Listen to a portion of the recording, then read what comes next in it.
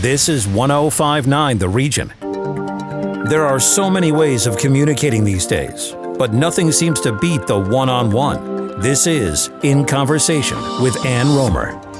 Welcome to In Conversation, and thank you for being with us. This show, in my view, is upfront, up close, and uplifting, so let's get right to it.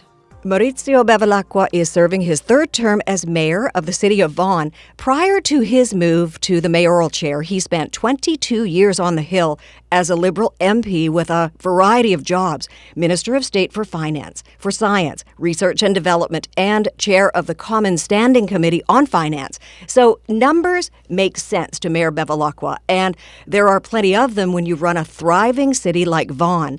But it is equality, diversity, and inclusion for all that has become his passion and his purpose. Maurizio Bevilacqua joins us now in conversation. Thank you for being with us. I am, and congratulations on your show, In Conversation with. So you are, at this point, recruiting rather than appointing for Vaughan's Diversity Inclusion Task Force. In fact, when I looked at your website, it says, be the change you want to see in the community. Why recruit rather than appoint, and what is the goal of this task force? Well, I believe that diversity is among our greatest strengths, attributes including age, gender, race, ethnicity, physical, intellectual abilities, religion, sexual orientation, and the list goes on. But I think when you're representing and leading a city as vibrant as ours, yes, we have great economic numbers. We're doing exceptionally well. We're national leaders in many areas. What's really important, though, is that people feel included, that people feel part of something larger than themselves. And I think that this recruitment of diversity and inclusion officer speaks to our commitment towards enhancing equality, fairness, and justice in our city. And to have this individual actually sitting around the leadership table, making decisions, informing the leaders of our organization, speaks to how seriously we take this issue. And this is part and parcel of an enlightened corporate and civic culture that exists here in the city of Vaughan. So you touched on it, the Diversity and Inclusion Officer position. Will that be born of the task force, or is that something that is separate? This is separate. We're presently recruiting an individual to take on the position of the first ever Chief Diversity Inclusion Officer in the history of our city. And I think it speaks to our commitment to bring about positive change in our city, a city where 105 different languages are spoken and people live in harmony together. And that is the reason why we are such an exceptional city. I often say that really the city is really a reflection of its people, the population, and the numbers that we have, whether it's in economic numbers and the social and cultural expression that is manifests itself every day, speaks to the higher values of love, compassion, understanding, and mutual respect. And this is yet another example of how the city is moving forward in that area. So the Diversity and Inclusion Officer position, so who are you looking for? What kind of person would be right for this, and what will they be tasked to do? Well, the individual, of course, will be a senior level position. It's full-time, permanent employment opportunity that is supported by the city's existing accessibility and diversity coordinator. And the role, which is really important, will influence the corporation's activities. It provides strategic guidance and advice on policies, processes, and procedures related to diversity. But to have that presence at the leadership table, to me, it speaks to how serious we take this issue and this position.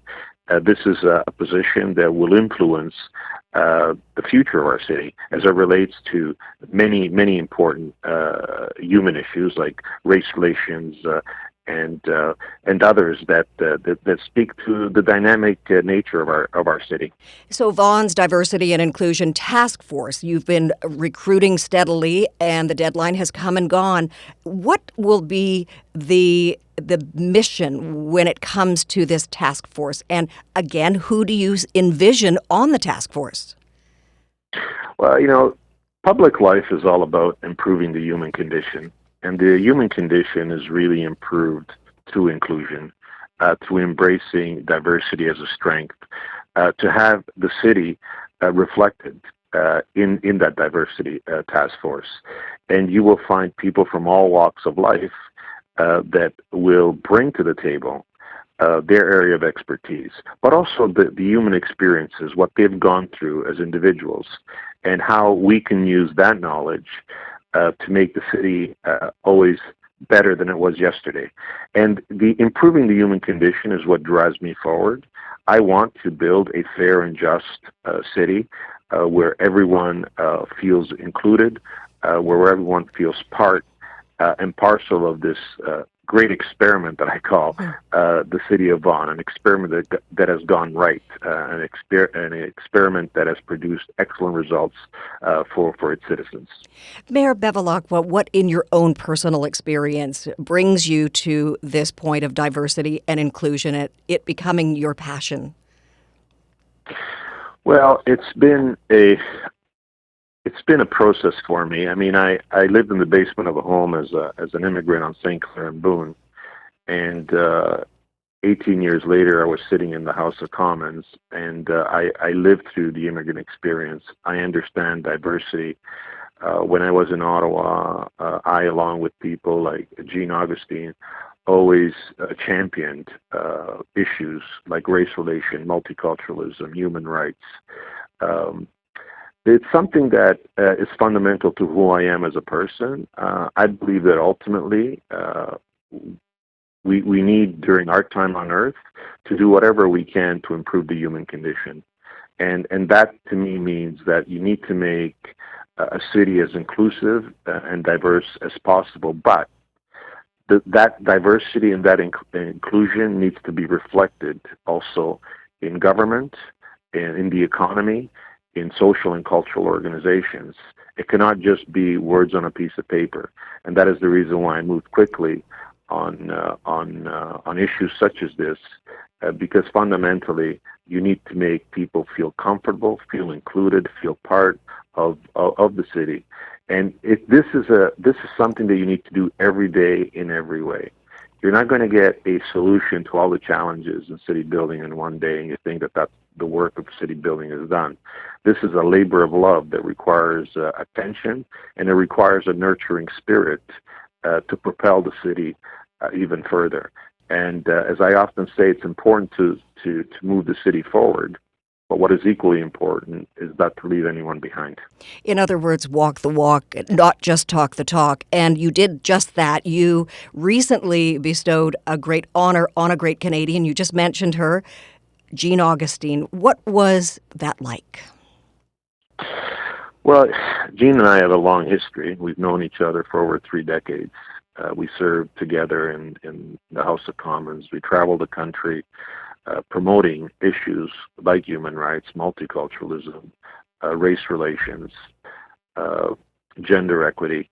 These are things that we've always been very passionate about. And I thought that in today's day and age, we need to in a very meaningful way, really pay tribute to people who dedicate their lives to public service, who champion a positive cultural diversity and inclusion, who have given of themselves in a way that speaks to a real commitment. You know, Jean is not a person who was in public service for a week or a month or 10 days. She was in public service for decades, and her story is a great source of inspiration for future generations. And one of the reasons why I gave the key to the city is that I hope that people recognize in her that which lies within all of us, and that is that sense that we're in this together, that we need to build a better city, a better world, a more fair and just world that embraces the higher frequencies of life, which I refer to as love, compassion, understanding. These are things that she embodied, and she did that. I traveled the country with her extensively, and I saw her speak to individuals passionately about those issues that really matter. And they may not be the issues that grab the headlines. It's that meeting one-on-one with that young woman who identifies with Jean's struggle, who identifies with all that she had to go through to get to where she got. And by that I mean that she rose to the top through hard work, through commitment, through dedication, through perseverance, through discipline. And these values are eternal truths that speak to the manner in which we do improve the human condition. And it's every day you've got to do something towards improving it. And that's what city building for me is about. This is actually what building a better society and a better global society is all about, a better world. We need to fundamentally believe in our mission to bring about positive change to people's lives. And Jean Augustine, given all the roles that she's played throughout her life, really embodies that. And there's nothing more powerful than to send a strong signal to a person who has proven day in and day out that she's truly committed to those issues that she cares about. Well put. And before we let you go, we have to talk about this because it is the elephant in the room, if you don't mind me saying it this way. And believe me, I understand the severity of the situation. We're at a crucial time in the second wave of COVID-19. What are you, Mayor Bevilacqua, doing to support and protect your citizens? We're doing absolutely the very best. Communication throughout this COVID-19 period has been very important, and we've reached out extensively. We work together with the medical officer of health for the York region. I work with other mayors and other political leaders in Canada, in the province of Ontario, as well as locally. The most important thing is for people to remain disciplined and focused. I mean, I've been talking about the second wave coming for months now. Our city was ready for it. We, of course, always encourage personal responsibility as well. Everyone knows what they need to do. At the end of the day, people need to take it upon themselves to become ambassadors against this fight against COVID-19. But we've taken measures from, closing our recreation centers to closing City Hall to doing everything and anything within our power to make sure that transmission is reduced. At the end of the day, that's what it comes down to. And at the same time, you also have to help businesses, as we do as a city, to make sure that they can get through this period and come back even stronger. And so all in all, our plan is working. People have acted responsibly. You always will hear about the odd case here and there, people not being responsible.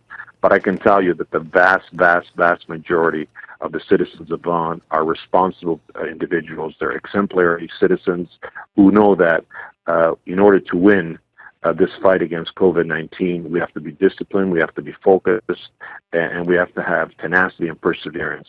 That is the only way that COVID-19 will be defeated. We cannot let down. We need to be really out to understand, as I said right from the offset, that this is a marathon, not a sprint. Vaughan Mayor Maurizio Bevilacqua, thank you for joining us in conversation. Until we meet again.